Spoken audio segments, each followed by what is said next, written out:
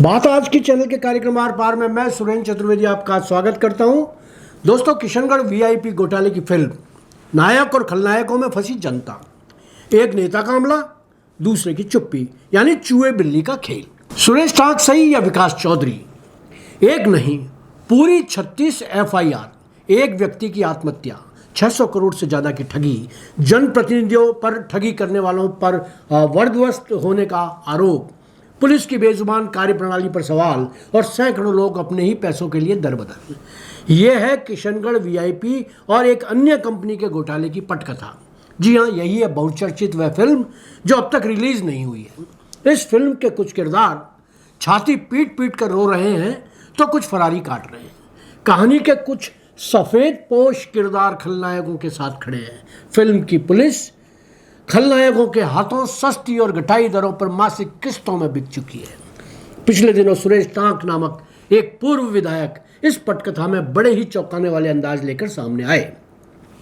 वह किरदार कहानी में थे ही नहीं, मगर इन्होंने तो कमाल ही कर दिया। पूरी कहानी को उन्होंने वर्तमान विधायक डॉक्टर विकास चौधरी की कॉलर पकड़कर झकझोर दिया।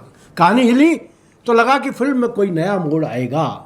दो दिग्गजों की धींगा मस्ती में कहानी रफ्तार पकड़ेगी, मगर कहानी की सेहत पर इस कुश्ती का कोई असर ही नहीं पड़ा।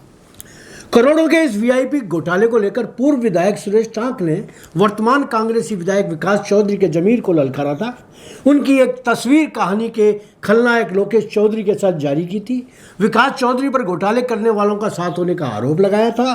खुली चुनौती देते हुए कहा था कि यदि विकास चौधरी इस घोटाले में किसी भी रूप में शामिल नहीं तो वह उनकी बात पर खुले मंच पर प्रतिक्रिया व्यक्त करें। बाकायदा लिखित पत्र उन्होंने विकास चौधरी के नाम लिखा था। मुझे, मेरे जैसे अन्य पत्रकारों को ही नहीं, पूरे किशनगढ़ वासियों और ठगी के शिकार पीड़ितों को उम्मीद थी कि विकास चौधरी पलटवार करेंगे, कहानी में कोई नया मोड़ आएगा, मगर अफसोस ऐसा कुछ नहीं हुआ। विधायक महोदय की चुप्पी ने सुरेश टाक के आरोप पर मोहर लगा दी।